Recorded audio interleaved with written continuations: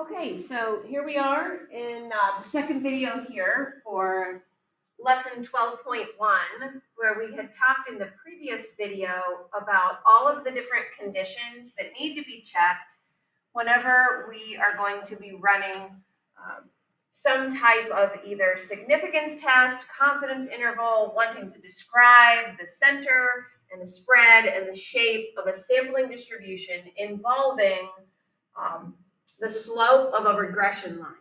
Okay? And so this next example is really going to cause us to need to review a lot of the material that we did in chapter 3. And so I really like this example because it's a great review of what was in the previous video and much of what we learned back in chapter 3 regarding residuals and things like that. So the framework of this example is talking about trying to see if the proximity to the front of a room really matters with how you would perform on a test. Some people believe that sitting closer to the front of the classroom will increase learning and therefore performance on assessments. So for a unit in math, there were 30 students who were randomly assigned. So I'm just going to circle that there where it says they were randomly assigned, because that's a phrase that tells me that this was an experiment here. So they were randomly assigned to 7 different rows. Row number 1 is representing the row closest to the front of the room. Row 7 is the furthest towards the back. And then their score on their unit test was recorded. And so you can see here in this table to the right, we have all the rows. There were 4 students in row 1, 4 in row 2, etc., all the way back to row 7. And then next to it represents what their score was on their unit test. So I'm going to just give you a minute here. We definitely are going to need to enter this data into the calculator's lists L1 and L2. You should have this paper in front of you. Let me just ask you to go ahead and pause this video while you input this data into your lists in your calculator here.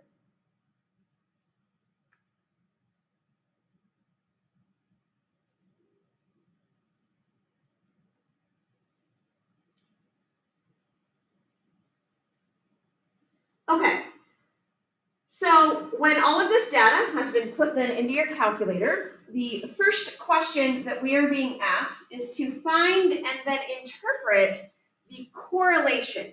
Okay? So we're comparing 2 variables here. This is obviously our bivariate data. The row that the student would be in is our explanatory variable, and we're seeing if that in any way has an influence on the response variable, the score for that student's unit test. Now, correlation is describing what R is. Okay, typically, we round that to 2 places. When we studied this back in chapter 3, we said technically the correlation will only tell you the strength and it will only tell you the direction. Okay? Correlation will only give you indications of strength and direction. It doesn't indicate the form. That's like the shape of your scatter plot, whether it's linear or not linear. Now, I included this acronym off to the side, really just as a review, because we use this acronym DUFS as a way to describe what we're seeing in a scatter plot. And so we're going to be doing a lot of calculator work here in this video. So I'm going to go ahead on the calculator. I'll pull this up here. Okay, I have all the data already entered in. I'm just going to go ahead and turn on the scatter plot here.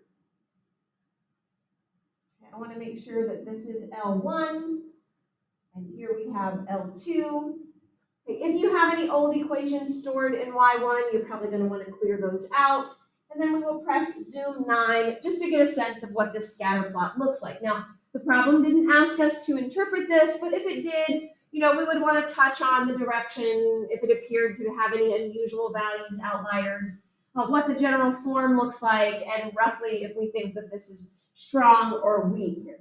Now, this is asking for the correlation. You get the correlation, the R value, from having ran a linear regression. And honestly, when we're doing these problems where they're asking you to like make a residual plot. Before you can make a residual plot, you have to have ran a linear regression on your calculator. So that's what we're going to do here first, because we need to run it so we can see what the correlation is. Now, I should tell you this, that you do have to have your diagnostics turned on in order to be able to see this R correlation value. So we'll just real quick make sure that you have that setting turned on your calculator. If you go into the catalog, you can scroll down to the D's. You are looking for the command diagnostic on. When you see diagnostic on, press enter, hit enter again, and now when we run our regressions, we should be able to see that correlation value. Okay, we're going to press stat, calculate. I'm going to ask that you choose option 8 rather than option 4, because in statistics, on the formula sheet, we use a lowercase b as our slope and a lowercase a as our y-intercept. So we're going to use number 8. Okay, we want to have L1 there, L2 here, and I'm going to go ahead down here across from store regression equation and put the Y1 variable there so that my calculator will automatically store the regression equation into Y1 for me. If any of you have older calculators, you would now be typing L1, comma, L2, comma, and then you would put the Y1 variable at the end. That Y1 variable is underneath the vars button, yvars, 1 for function, 1 for Y1, and come down, hit calculate. Okay, now what I'm after right now on this particular problem is I am after that R value. Okay, and it looks like the R value is negative, and I'm going to round it to 2 places. Negative 0.18 is what I'm going to write down here. Negative 0.18 here. Now I'm supposed to describe. It says find, and then it says to interpret. Okay, so we want to make sure that we're doing all parts of what this problem's asking here. So when I see that it's negative, that's obviously going to be telling me the direction. And then I also want to just kind of indicate what the strength is. Of course, we know the closer it is to 0, the weaker it is. The closer the number is to a positive or a negative 1, the stronger it is. So I'm just going to comment that there is a weak, that's pretty close to 0, a weak negative correlation. Okay, always you want to make sure that you're writing your answers in context. So I want to say what that correlation is between row number and score.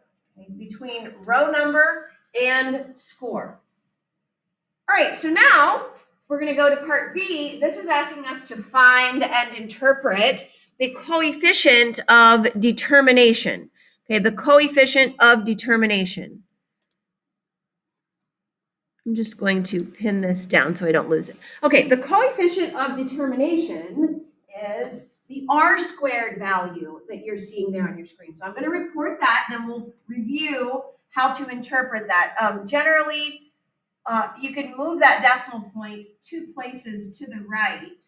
And so we're saying that the R squared, which is called the coefficient of determination, is 3.39%. Now, this would be back in chapter 3, but essentially what the coefficient of determination is we know that your response variable, which on this particular problem, the response variable is the student's score. Okay, we know that student scores on tests have lots of different variables that are impacting why they got these scores that you're seeing in this column. Now, the row number might have a very minuscule impact on what the student's score is. Probably more realistically, things like students' attendance, maybe natural ability. Do they regularly do their homework?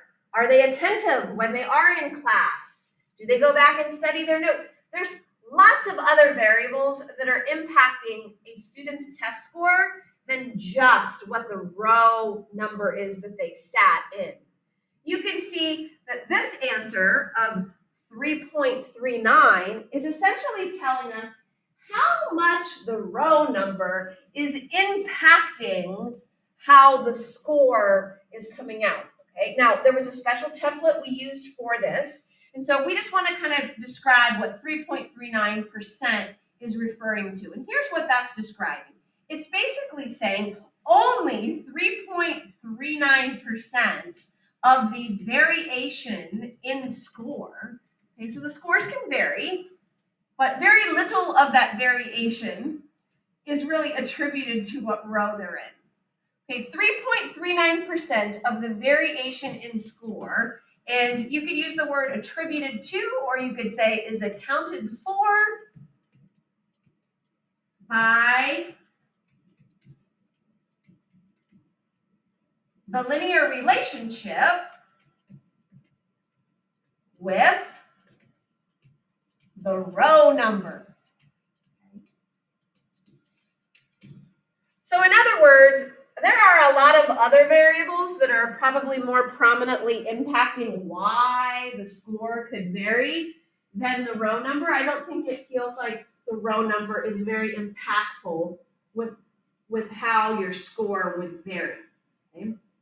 I have seen a lot of free response questions ask you to interpret the R-squared value. So you definitely want to make sure that you study that interpretation and are comfortable with that. Okay, part C is having us move into what we learned in the previous video, which is these 5 conditions liner that we need to check if we're going to describe the sampling distribution for slopes, or if we're going to construct a confidence interval or run a significance test. Okay, so what we need to do first is we need to make sure that, one, we've ran the regression, because it's only in running the regression that the residuals are then automatically stored in your calculator in a list called resid. Okay, so you have to have ran the regression first, which we actually already did. Okay, the next thing you want to do when you start checking these conditions is you want to look on your calculator at what the residual plot looks like. We're going to use the residual plot for determining whether that initial scatter plot was in fact linear. We are also going to use it when we get down here to the E, and we're checking to see if the residual plot shows that there's kind of equal variation dispersed across those X values. So here's how you make your residual plot. You're going to go into stat plot, choose plot 1.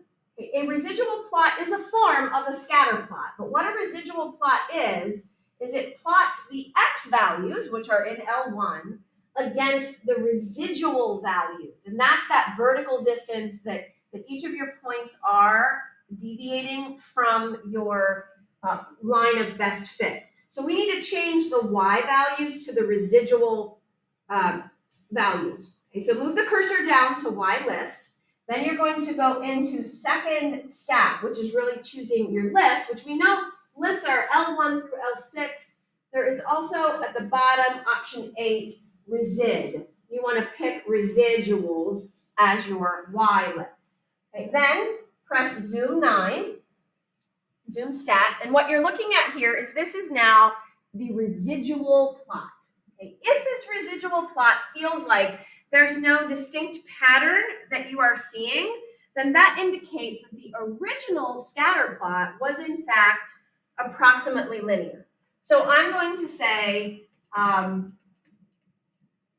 maybe I'll just comment before this so we know what we're talking about. The scatter plot is approximately linear because the residual plot, okay, the scatter plot, is approximately linear because the residual plot shows no evident pattern. Okay? You really are expecting to just see an even amount of scatter above and below your x-axis that you're seeing there.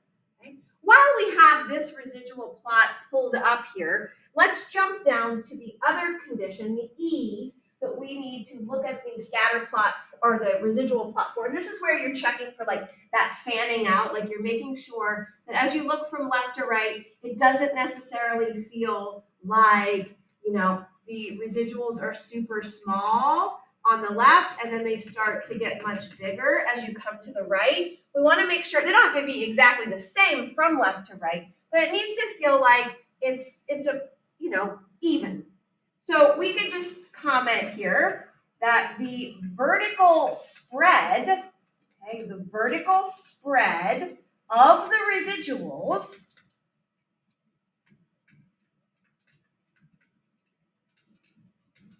is about the same for all values of x. In particular, it doesn't feel like, as you go from left to right, it's either small to big or vice versa, big to small. Okay? So those are the two things you want to look at the residual plot for. I'll just make a little note. We're going to start chapter 12 here today. This is the last chapter in our book here in AP Statistics. We've been let's see. I got something else running here. Several chapters, really starting with chapter 8 on all of these different inference procedures, starting with confidence. Sorry. Okay. All right. So I'm just going to make a little note, almost like a little key, so that when you go back, those places where I put the stars, what I looked at to answer or comment on those two conditions is I made a residual plot for those two pieces. Okay, if you remember, the I on this particular problem stands for the independence condition, and we justify the independence condition using the 10% condition, and that's only when we're drawing out samples. This particular problem was talking about how students were randomly assigned to different rows. That is indicating that this is an experiment, and this was not like a sample where I randomly selected individuals to participate in this. So the 10% condition really doesn't need to be checked on this. I'm just going to make a comment that the rows were randomly assigned. Okay? The rows were randomly assigned. Now, this isn't the random check. This is just really saying, look, because this was an experiment, I don't have to check the 10% condition. Okay, now, the normality condition, the N for normality. Okay, you want to either make a histogram of your residuals, which is what I tend to like to do, or you can make a normal probability plot it has to be of the residuals, not of the initial set of data. So not what's in L1 and L2. You're making a histogram of the residuals, and you're looking to see, are the residuals feeling like they are approximately normal? Okay? The reason we're focusing so much on the residuals is because it's the residuals that are telling you how far off your prediction is from the original. And so we're focusing on that line of best fit and the slope of what that is. So here's how you create a histogram of your residuals. Okay? You're going to go into your stat plot. Of course, pick plot 1. Now we want to switch to a different type here. I'm going to choose histogram. And I want to make a histogram of the residuals, okay, not of my x values here. So I'm going to change this where it says x list. I'm going to change that to the residual list. Again, that second stat, you're picking list. Option 8, you want to say resid. Okay, again, just always press zoom 9, zoom stat.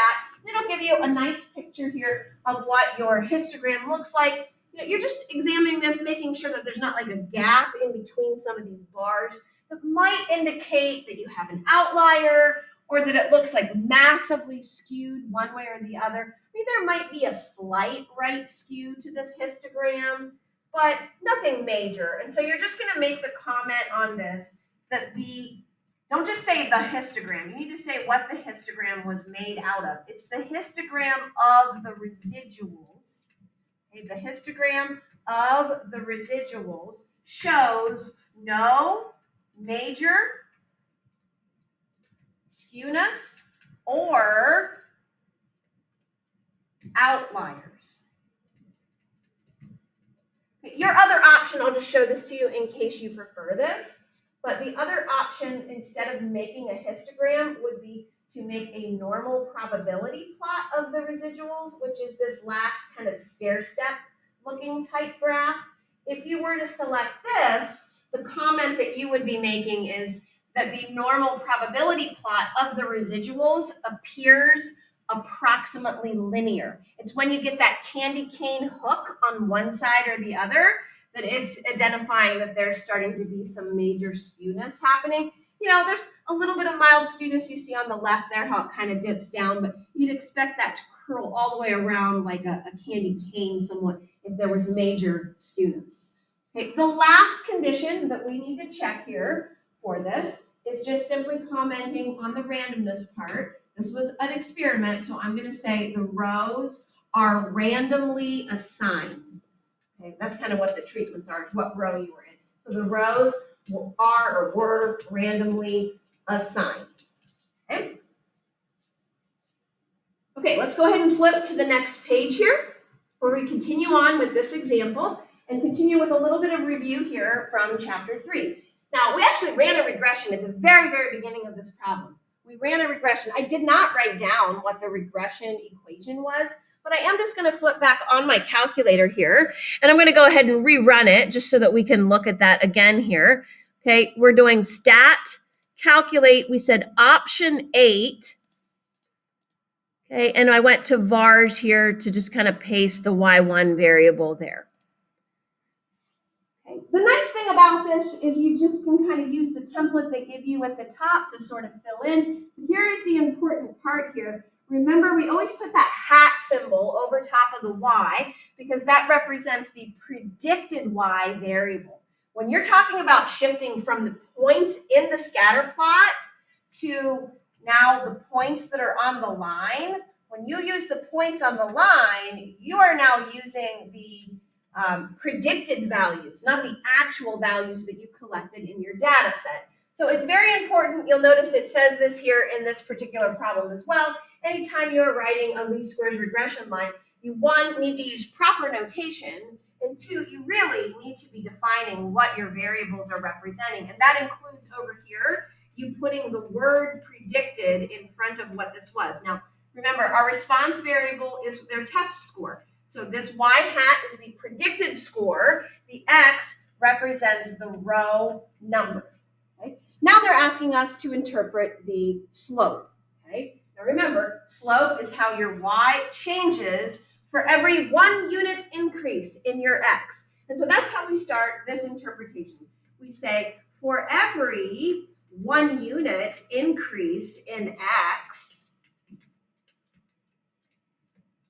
Now, if I just say it like that, that doesn't really tell me what that means in this problem. And so remember what x is. X is what row the person is in. If I increase what row they're in, essentially what I've done is I've moved them back 1 row. Okay, so I'm just going to kind of clarify, put a little bit of context here, that this means, for every time they're moved back a row, that's what a 1 unit increase in x is. Okay, and here's the commonplace that people forget when they're doing this. It needs to be the predicted y variable.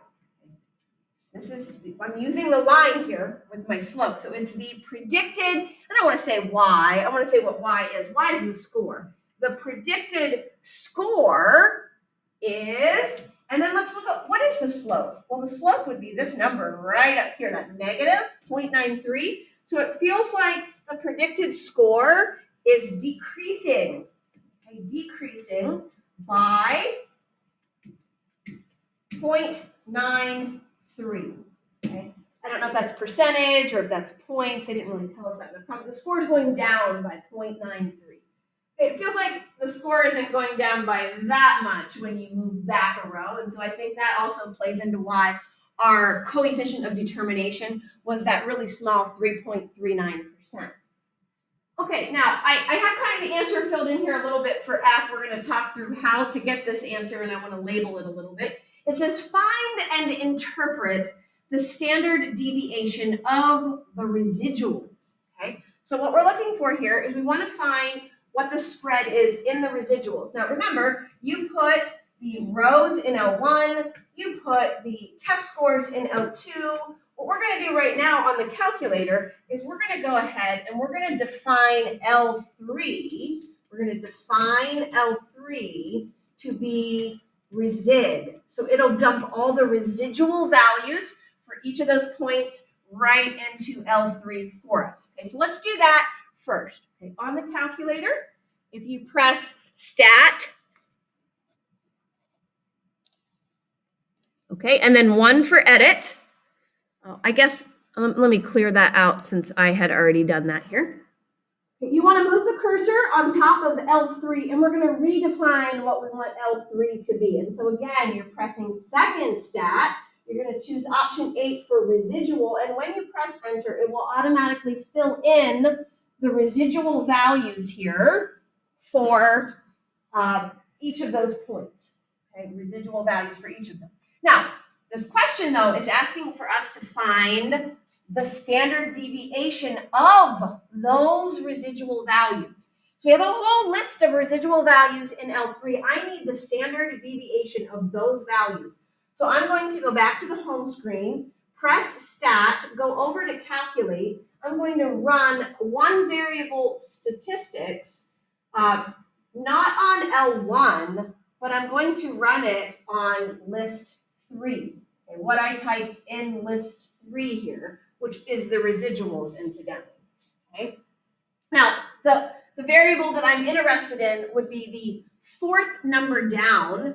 Okay. Now, we're going to use just an S to represent the standard deviation of the residuals. I know it's denoted there as S sub X, but that's where I got this 9.756 from. Now, here's what, if you just think of what standard deviation typically means, it tells you how that particular variable is varying from, the actual true value of that variable. And so here we're saying if we took repeated samples, here's what we would expect.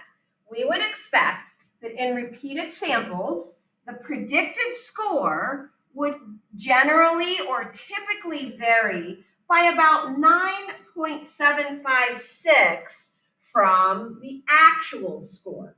Okay, that's what your residuals are. It tells you what the predicted varies from the actual. Okay, so this is a pretty big variation that it kind of feels like our predictions aren't great with this, but we're saying that it could vary by 9.756 points from the predicted score to the actual. Okay, the last part on this, and then we will wrap this up on the next page here, we're going to find and interpret the standard error of the slope.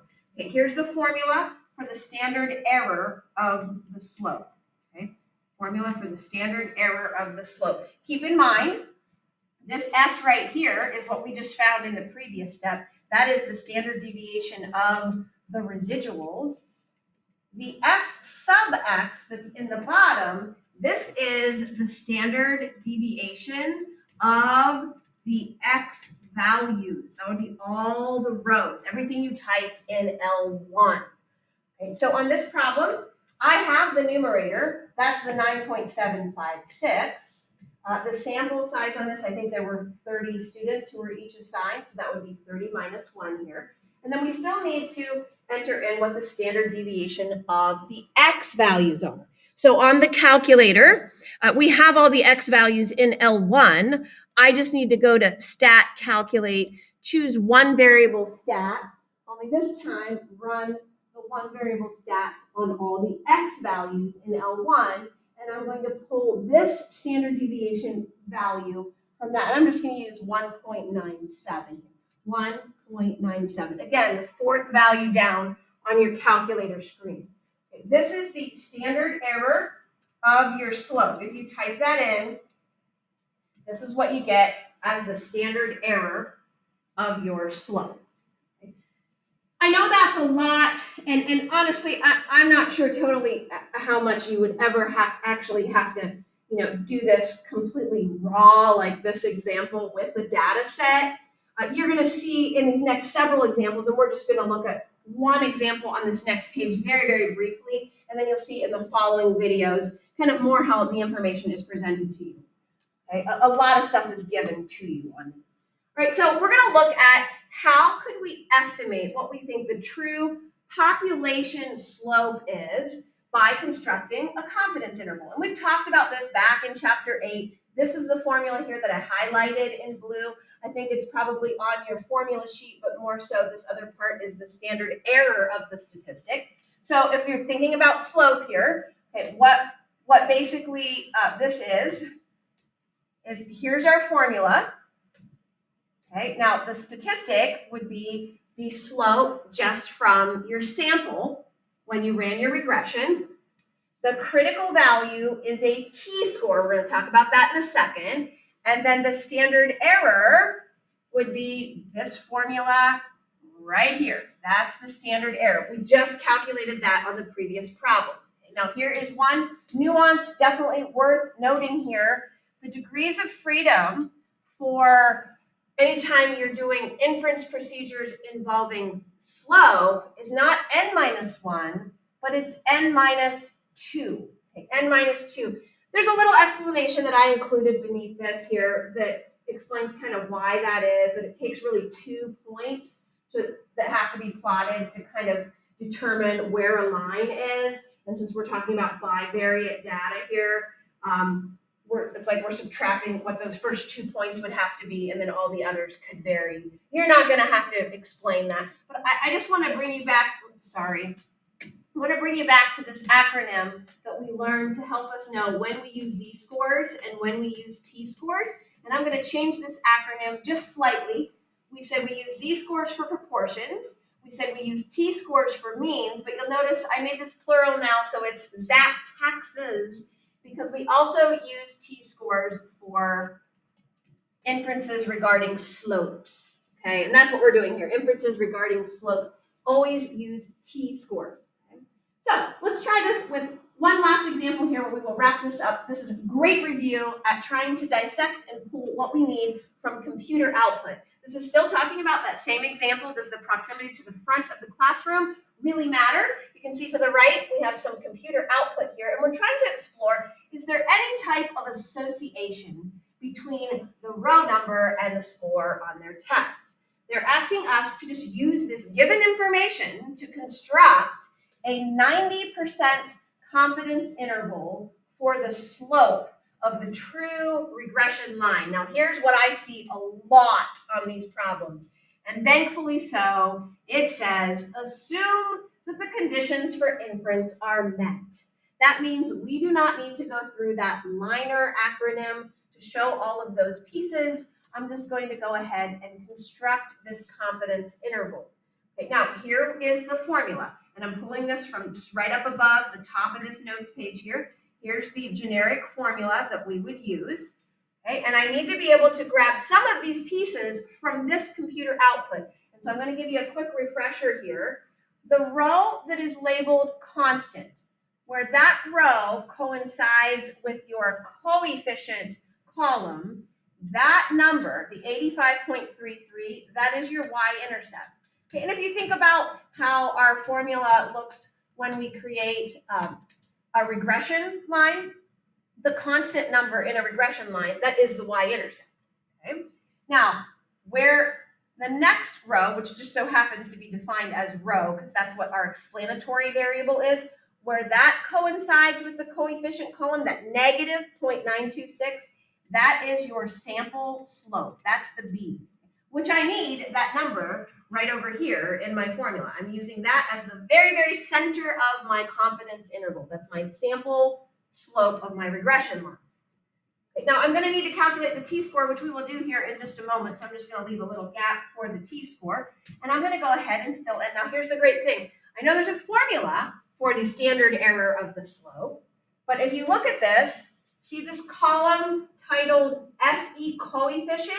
Okay, remember this row was the row where I got the slope from. So where that slope row collides with the column standard error coefficient, that number right in that spot is the value of the standard error for my slope.